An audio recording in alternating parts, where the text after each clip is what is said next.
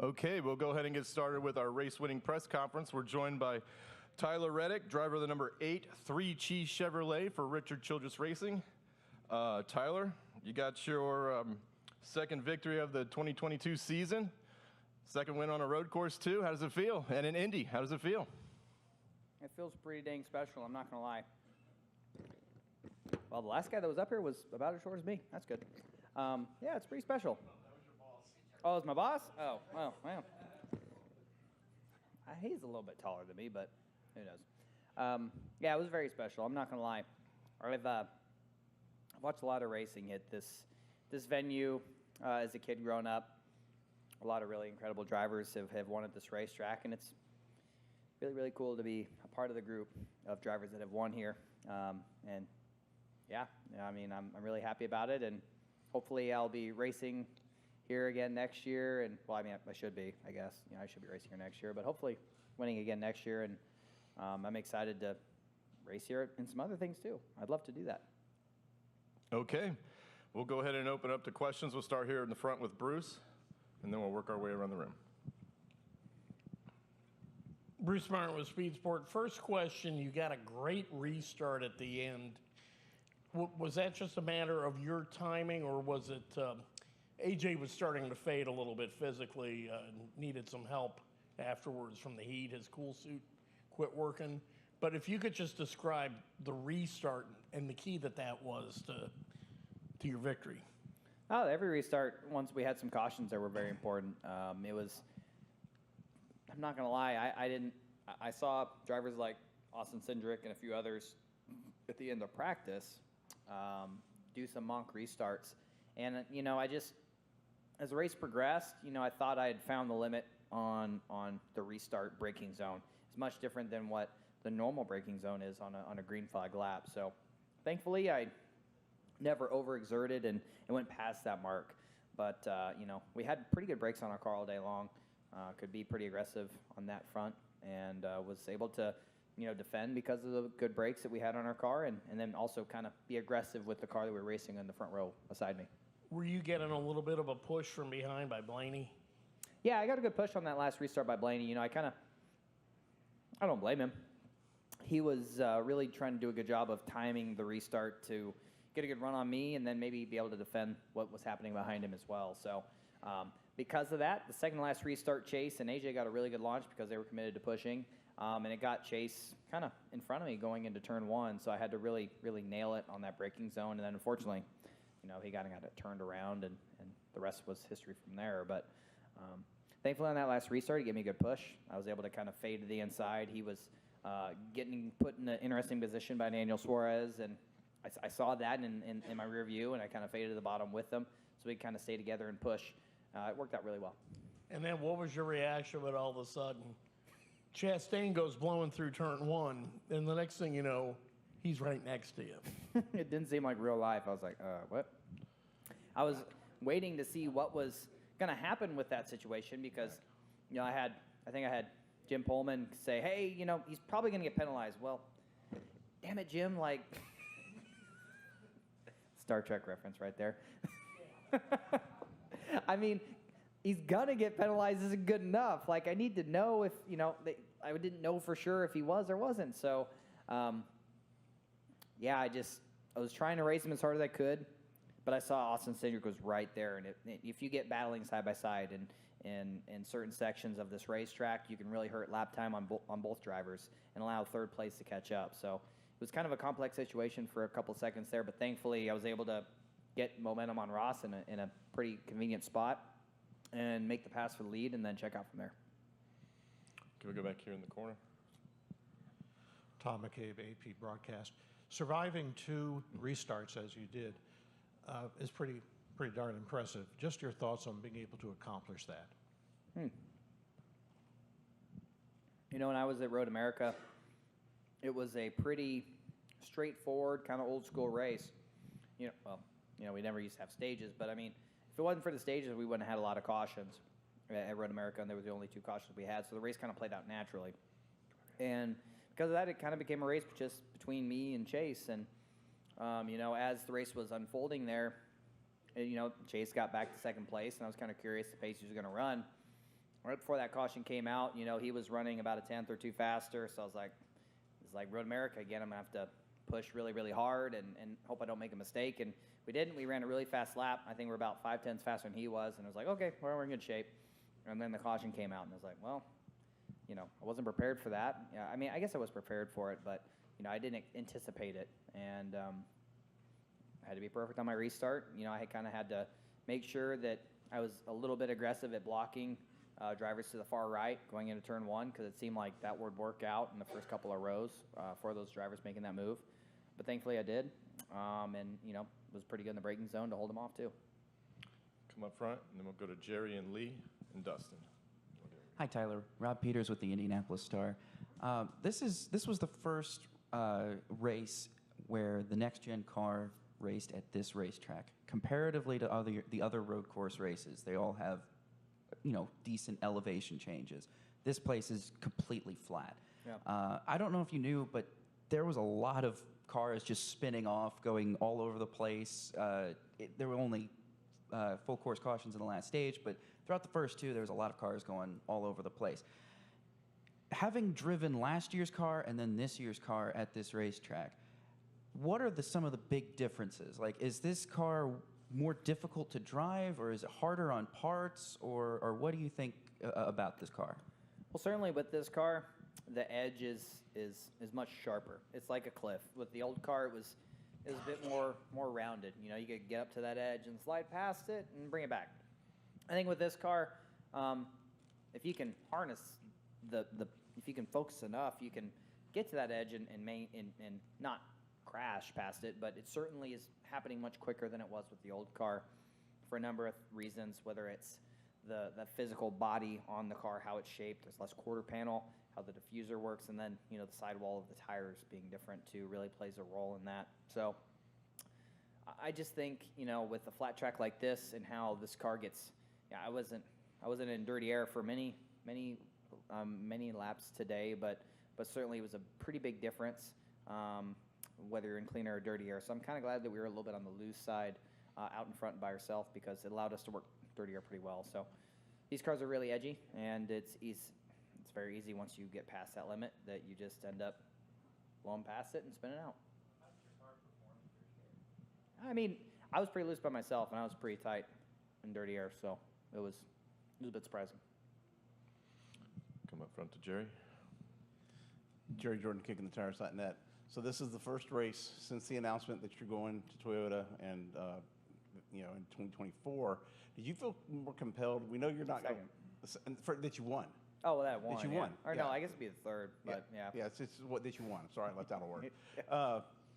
Did you feel extra compelled to show Richard you're not laying down? Because, I mean, you haven't laid down. There's two races before here.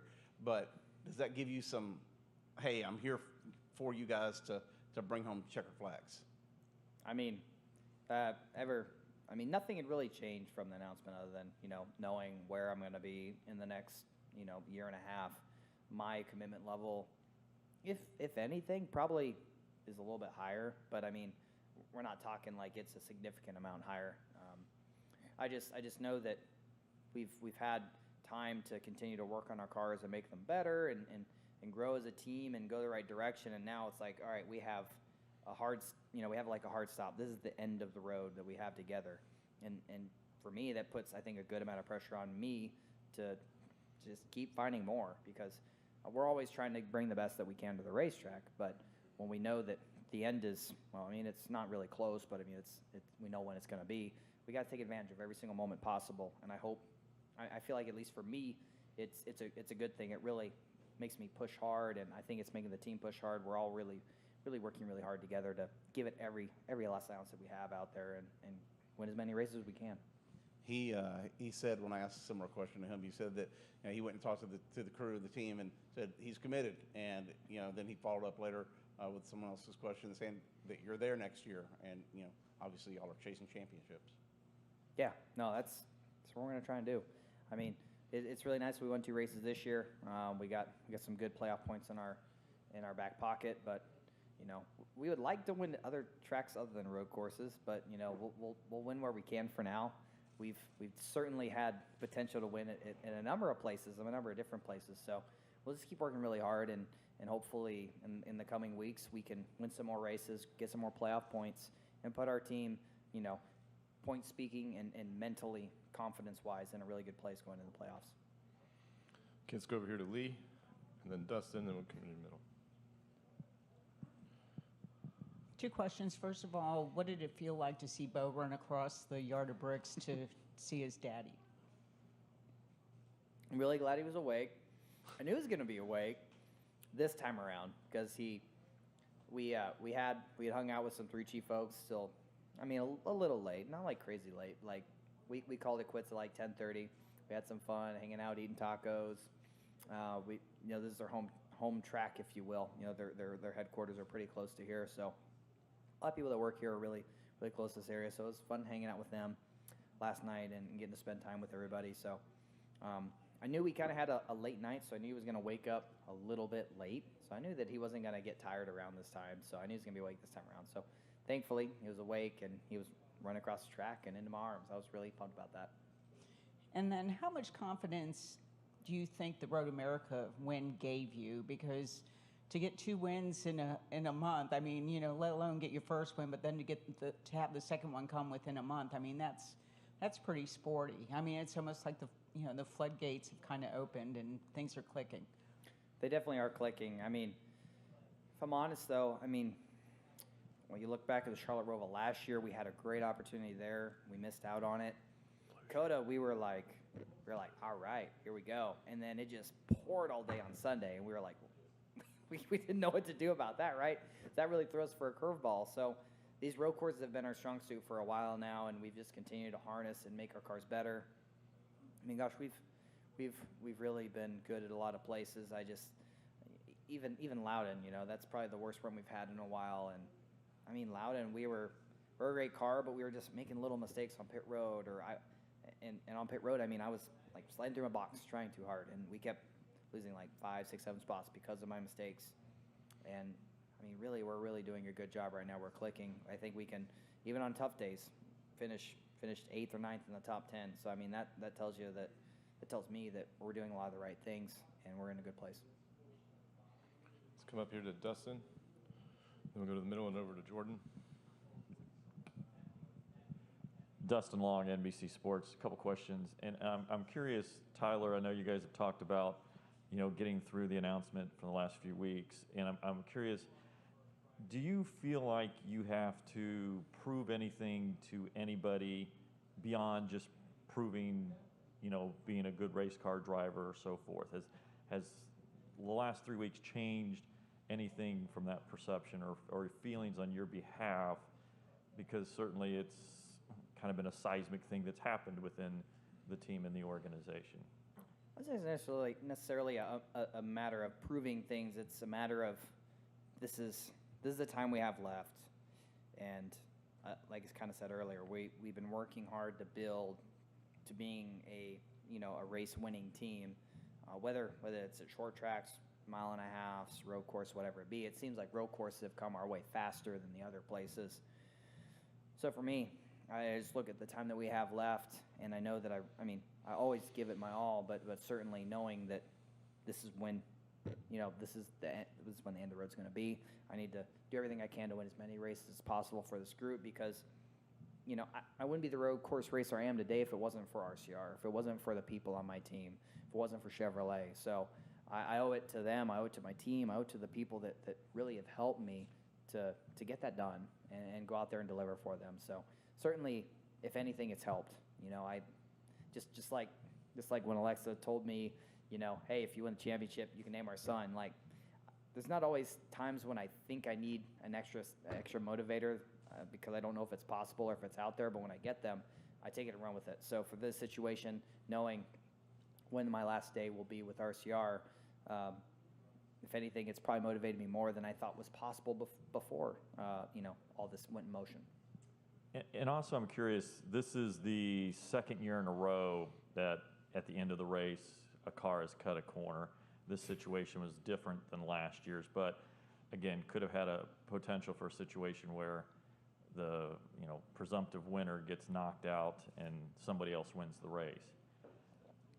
How do you address this situation? Is it something like if you blow the corner, it maybe should be just an automatic stop and go, or how do you look at it as a competitor, or are you more comfortable with officials having, to some degree, maybe a little bit discretion to examine the situation?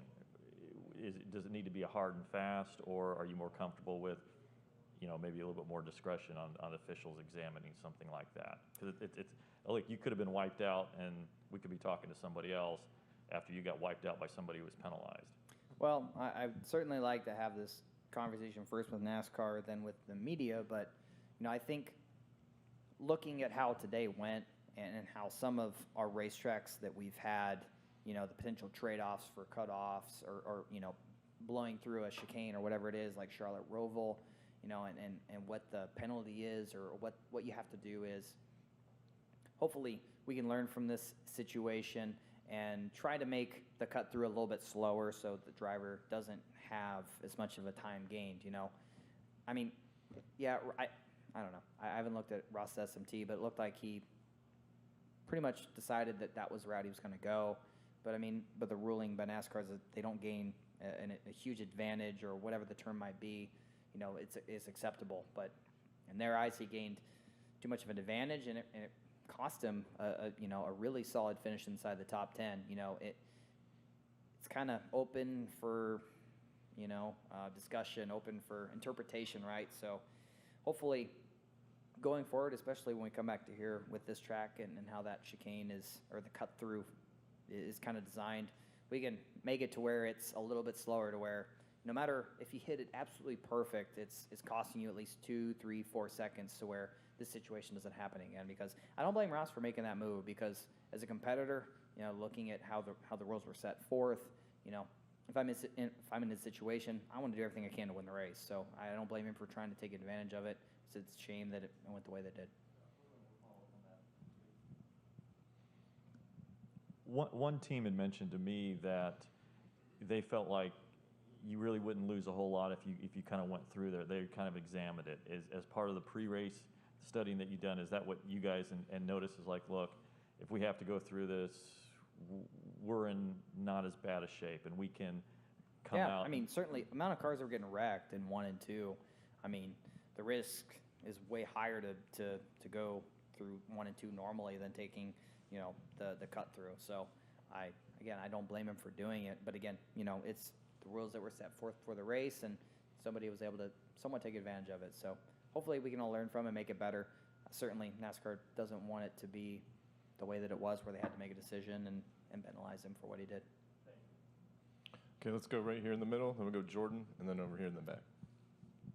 Dale McFadden, FrenchRich.com. 2 questions. Tyler, first, when did Ross enter your field of vision? Right in the middle of turn, like I think it's at the apex of turn 3. I was kind of cornering, and I heard Derek come on the radio in my ears, don't mind the one. He's doing whatever he is. He's probably said some other not so nice words, but he's the moment, right? So I look over, and I'm like, oh no, yeah, I could say other words, but oh no, there's Ross. What do I do? And he got on my right rear really nice, and as much as I wanted to go through the chicane side by side with him, I'm like, if I screw up and fly my right side tires over the inside curb, I could get a penalty. If I don't know if I'm racing him, I don't know if I'm not. So it put me in an interesting spot. I wanted to pass him, but I also didn't want to penalize myself in trying to get around him, and it was just kind of a weird situation. He was the way he was behaving in the car, driving it. I didn't know if he was trying to motion me by, and then I thought he was, and then again in the corner I realized, oh no, he's not. It was just a very weird situation. And then with Austin Cindric, as close as he was, it just made the whole situation that much more dynamic. I was trying to figure out how hard do I race Ross, and do I race him so hard that allow the two to get close to us, and just trying to weigh all those things. Because if I wasn't racing Ross, he could run in front of me all day long as I kept Austin behind me. But if I was racing Ross, I had to get around him, and I just needed to weigh those things in my head. How hard do I race him? Second question. How soon after you made your announcement a few weeks ago, how soon did you get the chance to talk to Richard? Was that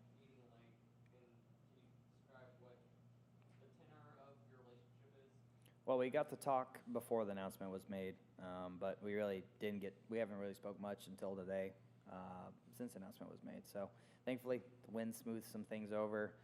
I think, I've told him that as long as I'm racing here, I'm going to do everything I can to win races for this team, and I would love to win a championship or two with this team. I'm going to be more committed. I feel like the older I get, right, the smarter you get, the more you find ways to work really hard. And I'm just going to work as hard as I can for this team because there's a lot of great people on this team, a lot of great people at ECR, and a lot of great people that, not just on my car, but at the shop at RCR that work really, really hard on these cars. And they've helped me come so far as a driver. I'm just going to give them everything I got. Let's go back here to Jordan, and then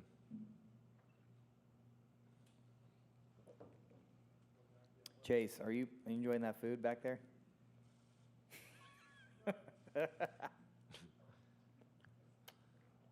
Chef's kiss?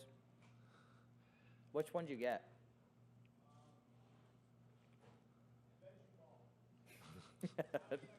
Nice.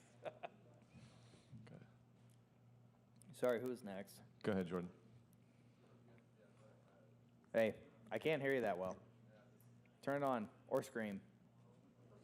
Yell. Jordan, you can yell. Yeah.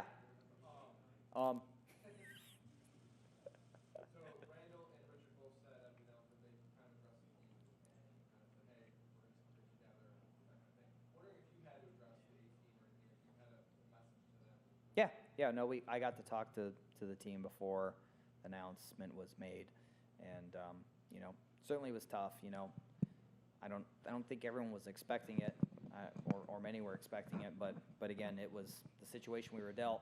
I just wanted them to know that I was going to continue to be committed to them, and that I was going to work harder than ever before, or work as hard as I have been, because the things that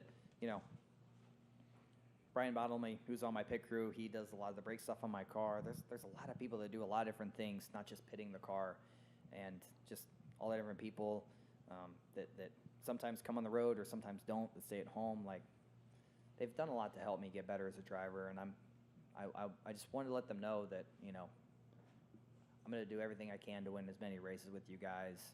I'm looking at this as like I don't have all the time in the world to figure out how to be a better driver. I need to be better now so we can go out and win as many races as possible together. And then the second thing is you said you and Richard really haven't spoken much, and winning hopefully kind of secure all, I guess. Wondering if you guys had any opportunity to kind of speak in victory lane or anything since then. I mean, yeah, we got to shoot the whatever they call it, and get some bricks, drink some champagne, some of his champagne, drink some beers, and. Did he say anything to you? Did you say anything to him? Oh yeah. I'm glad to add to his brickyard collection of rings and wins.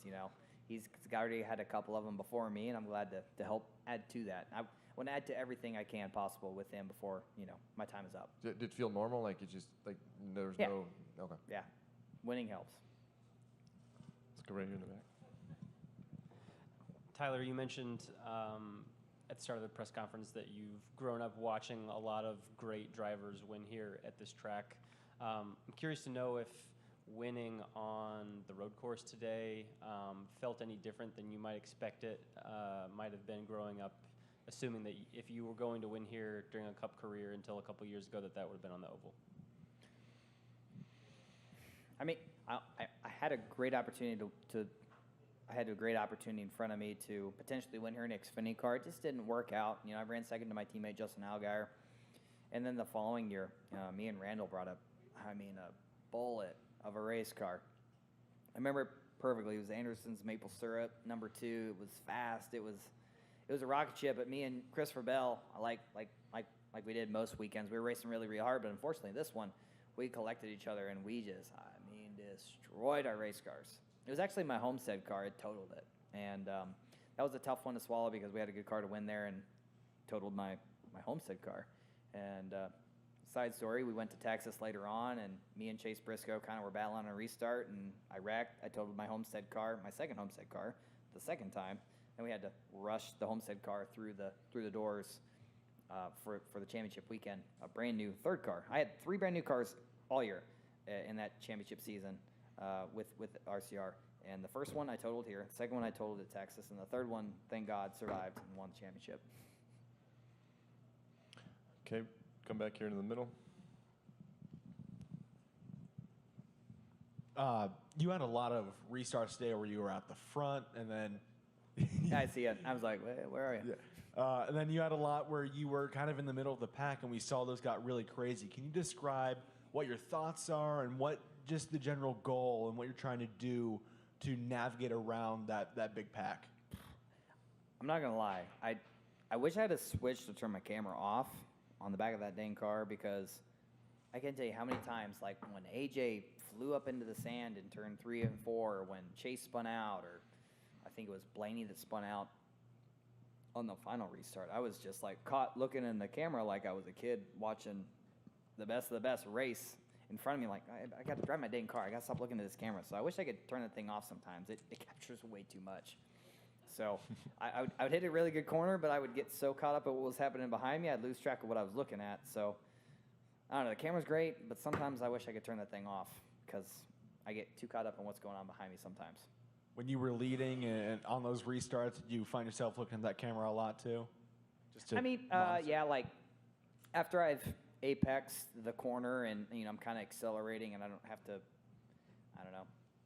Maybe if I didn't look at that thing at all, I'd run faster laps. But I don't know. I kind of would look in the camera from time to time and kind of gauge my gaps and see, every lap after lap, like in turn 1 or in turn 13, kind of looking at my gaps, kind of gauging if I've made gains or not. But I have Derek and I have Randall and I have a lot of other great people tell me what the gaps are, but I still seemingly look in the camera to kind of see myself.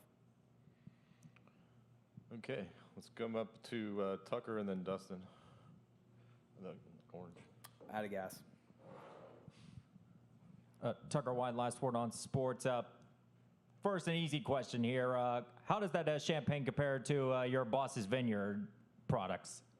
How's what? The champagne that I assume that's what it is. Oh, no, his is way better by far. Yeah. All right, fair enough. Now, the more difficult question here. So, even with the late restarts, you basically had this race in check. So, if I'm misinterpreting, did you ever feel like you really didn't have this race in check? Yes, every single restart, I don't take anything for granted. I mean, I knew I was going to have to work really, really hard on every single restart to win this race. And then when I saw Ross come flying back on the track until, the decision was made to penalize him, I didn't feel like I'd won it at all. So I just had to go out there and work hard. All right, thank you. You go over to Dustin. You got one. Dustin Long, NBC Sports. With getting the pole yesterday, track position so pivotal, for as good as you are on road courses, again, I know you don't take things for granted, but did you feel like that this was an opportunity to be in control? Yes, absolutely. And how did that, explain that mindset going into this event as opposed to if you'd been starting 25th or something like that? Yeah, I mean, like, how you approach pit road, how you approach your pit road entry, you've got a really great opportunity. Even if the last thing you want to do at a place like this, when you have the pole, when you have that great pit stall, is go 105% on pit road or pit road entry and have a penalty. So because of the hard work we put in on Saturday, I knew that, as long as we just played it 95, 90% on pit road and pit road entry into the box, that, and honestly, how with the strategy worked out with the guys I was racing, they were having to stay plugged in longer to get fuel than I was. I mean, it kind of worked in our favor to kind of be just on the safe side. But as I've kind of discovered with this car, I've really pursued getting in the box as hard as I can, and then I slide through, but then I still hold pit stop down. And with this car, getting in the box is important, but more than anything, being consistent and stopping a little bit short, that consistency there allows your pit crew to really jump on top of it and really execute a good pit stop. And I know you said you kind of didn't feel like you were in control when you're in the middle of the pack on those restarts and things like that, but throughout the race, did you feel like you were only having to worry about maybe a couple different drivers? Yeah. Or how concerned were you with, like, whether it was Blaney with that strategy, or was it more about Bell, or was there anybody else? Because it seemed like it was about, it seemed you clearly had the best car, and it was just a matter of if something didn't happen to you, this was going to be your race. I mean, I was a bit alarmed by the amount of people that were able to make the two-stop strategy work. Certainly, you know, restarting, I think we're in 8th or 9th. I think it was 8th because it was in the outside row. I was a bit concerned because, you know, the first time around when it was just 3 or 4 cars that did that, it was pretty difficult to get back to the lead. I, in fact, never did before the pit stop cycle occurred. So I knew I had to really push hard on that final stage 3 restart, the stage 3 restart we had, not the final restart. So I knew I had to be aggressive. I knew I had better tires, and I needed to really maximize braking zones to really put the other guys in bad spots, and it worked. But I didn't know which car I was going to be racing, but I just knew whoever got the good restart and got out in front that was on the older tires was the car I was going to have to run down and race. And thankfully, you know, I was able to be a little bit better than Christopher was in the braking zones to really not allow the dirty air effect to really hurt my car. Okay, let's wrap up here with Jerry up in the front.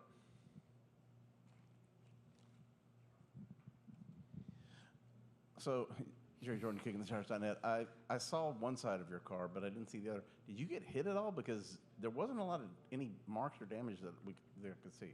Yeah, I made some pretty significant contact with Cole Custer, and for a couple laps, I was like, oh no, like the car's not driving the same. But I just turned that switch off in my head and just went back to attacking the track. And who knows? Maybe we bent something a little bit, but I mean, it didn't kill the race car. So I mean, the last thing that a driver should do is after contact just jump on the bandwagon of, oh no, the car's ruined, making mistakes. So I just, you know, if I made a little bit of contact, whatever. Just got to keep attacking and making the most of whatever the car will give you. And since you brought up the camera, have you thought about like some tape and some cardboard or something to cover up the? Well, if it's a dim switch on the camera, I think I could just like have a dim switch setting to where it's either full brightness or 0% brightness to where it's basically off. I might do that. Okay, Tyler, thanks for coming in, and good luck in Michigan. Thank you.